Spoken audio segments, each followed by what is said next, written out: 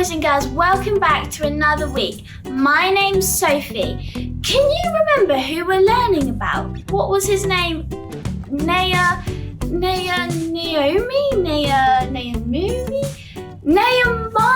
Oh, okay, say it with me, everybody. Nehemiah.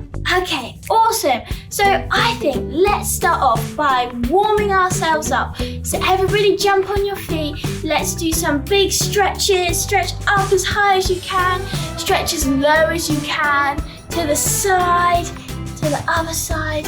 Let's do some little jumps, and let's do some practice punches, and let's give ourselves a big hug, and let's stretch our necks.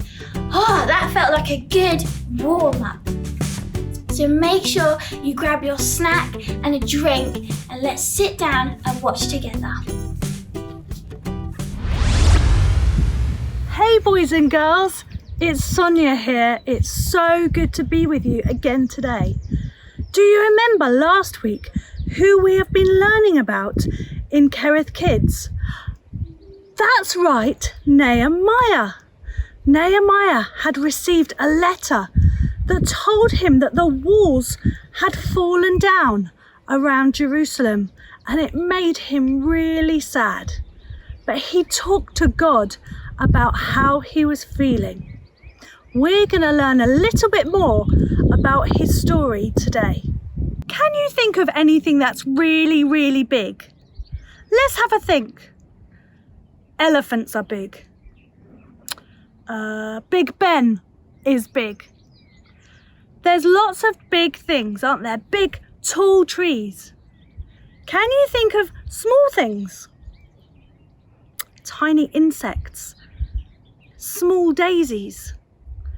In our world, there are big things and there are small things. And God is interested in everything, boys and girls. The big things and the small things. God asked Nehemiah to do a big thing. He was working for the king, and the king didn't like it if people wanted to go and leave where they were working. He needed them there with him at the palace. But Nehemiah really felt God call him to go and rebuild the walls in Jerusalem. That was a big thing to do. Firstly, because the walls were big, they needed to be big enough round the city to keep out any enemies. That's a big job. It was also a big thing because the king, he could have turned around and said no way to Nehemiah and been very, very cross with him indeed. But Nehemiah trusted that that's what God wanted him to do. And with God's help, boys and girls, nothing is too big for God. Think of those big things. Those big, massive things. Elephants. What other the big things have you thought of? And those small things.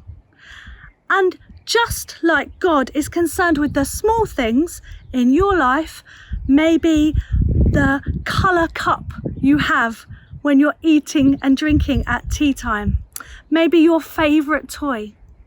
He's also God and cares about the big things in your life, the things that maybe you find scary, the things that you're afraid of.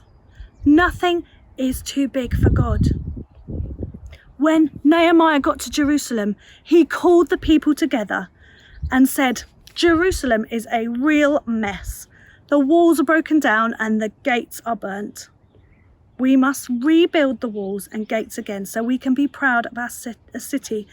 Our enemies will try and stop us, but God has been so good to us. He will keep his promise to look after us. And all the people said, let's get started. Let's rebuild together. Because nothing is too big for God.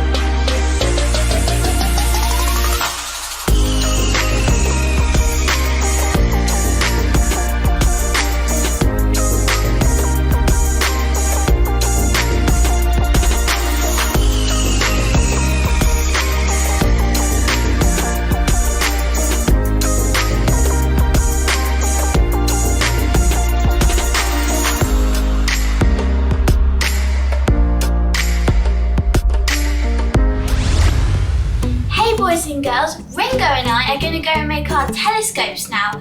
Why don't you take yours on a walk and you can go and see if you can see any small things or big things like a ladybird or the big stars or clouds in the sky. Because we know that God is good, capable of all the big things, and He will always help us with the big things. Because with Him, we can do those too. See you next week. Bye!